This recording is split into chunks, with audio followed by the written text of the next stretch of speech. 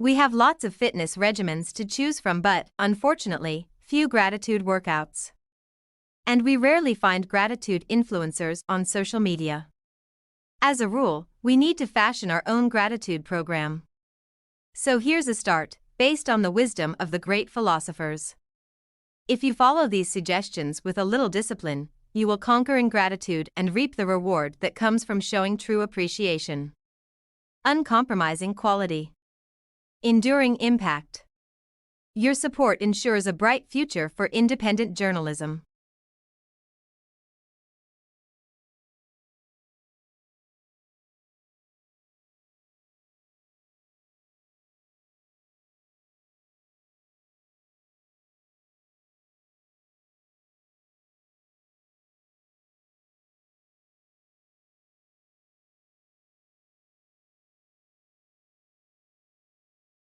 If there is one statistic that best captures the transformation of the American economy over the past half-century.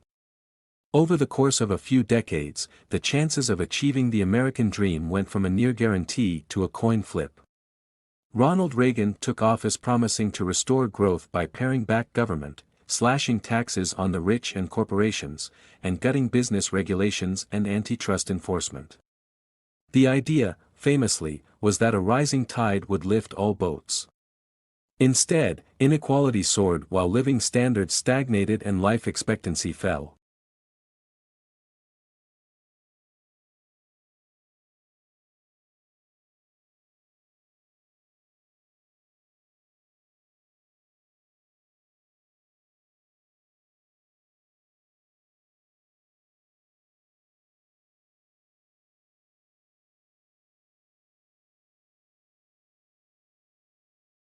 This story has been extensively documented.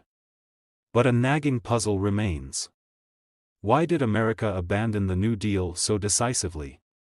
And why did so many voters and politicians embrace the free market consensus that replaced it? One theory holds that the story is fundamentally about the white backlash to civil rights legislation. Another pins more blame on the Democratic Party's cultural elitism. Each theory is incomplete on its own. They go a long way toward making sense of the political and economic uncertainty we're living through.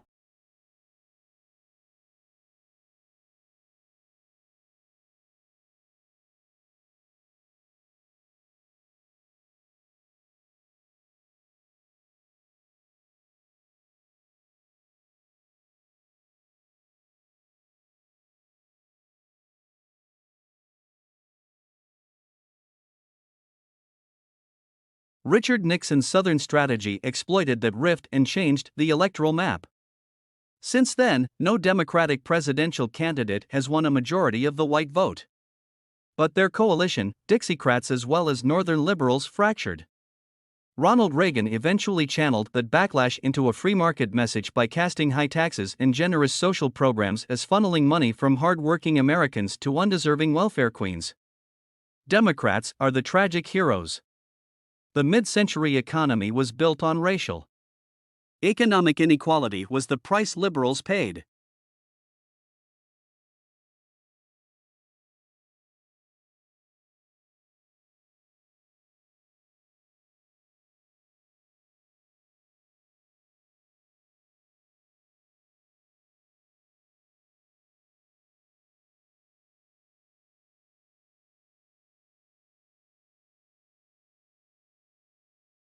Their methods were not those of institutional politics, but civil disobedience and protest.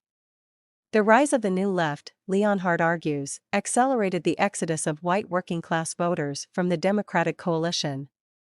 Robert F. Kennedy emerges as an unlikely hero in this telling. Although Kennedy was a committed supporter of civil rights, he recognized that Democrats were alienating their working-class base.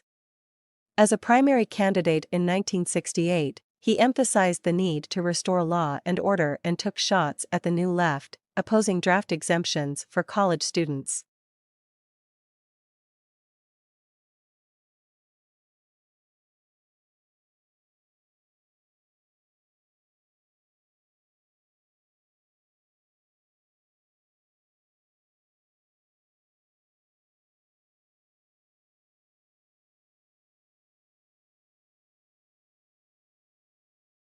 The top marginal income tax rate was 70%.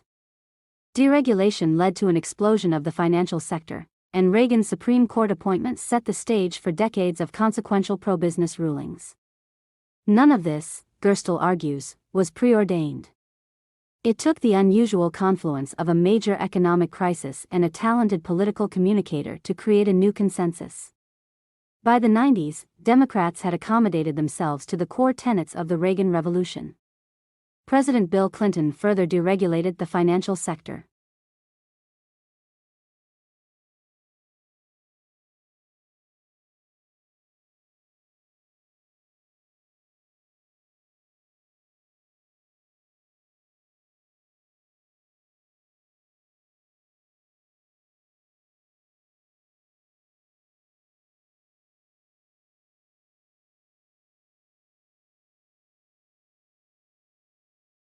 Free market ideas had been circulating among a small cadre of academics and business leaders for decades, most notably.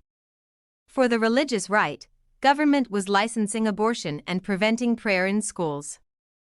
And for working-class voters who bought Reagan's pitch, a bloated federal government was behind their plummeting economic fortunes. Reagan's message tapped into genuine shortcomings with the economic status quo. The generous contracts won by auto unions made it hard for American manufacturers to compete with Japanese ones.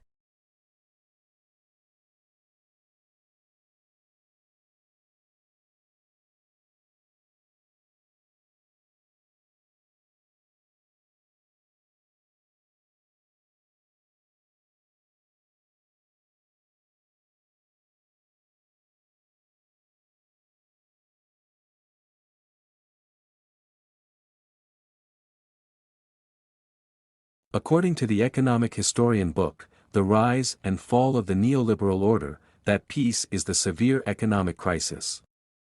The 1973 Arab oil embargo sent inflation spiraling out of control. Not long afterward, the economy plunged into recession. Median family income was significantly lower than it had been at the beginning of the decade. These changing economic circumstances, coming on the heels of the divisions over race and Vietnam, broke apart the New Deal order, but they play a less central role in his analysis.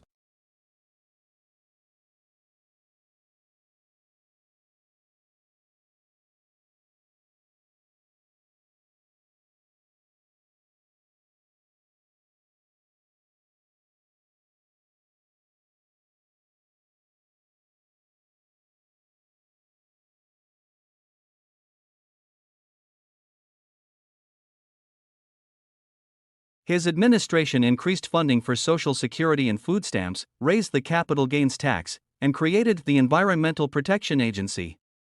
Meanwhile, laissez-faire economics remained unpopular. Polls from the 70s found that most Republicans believed that taxes and benefits should remain at present levels, and anti-tax ballot initiatives failed in several states by wide margins. Even Reagan largely avoided talking about tax cuts during his failed 1976 presidential campaign. The story of America's economic pivot still has a missing piece.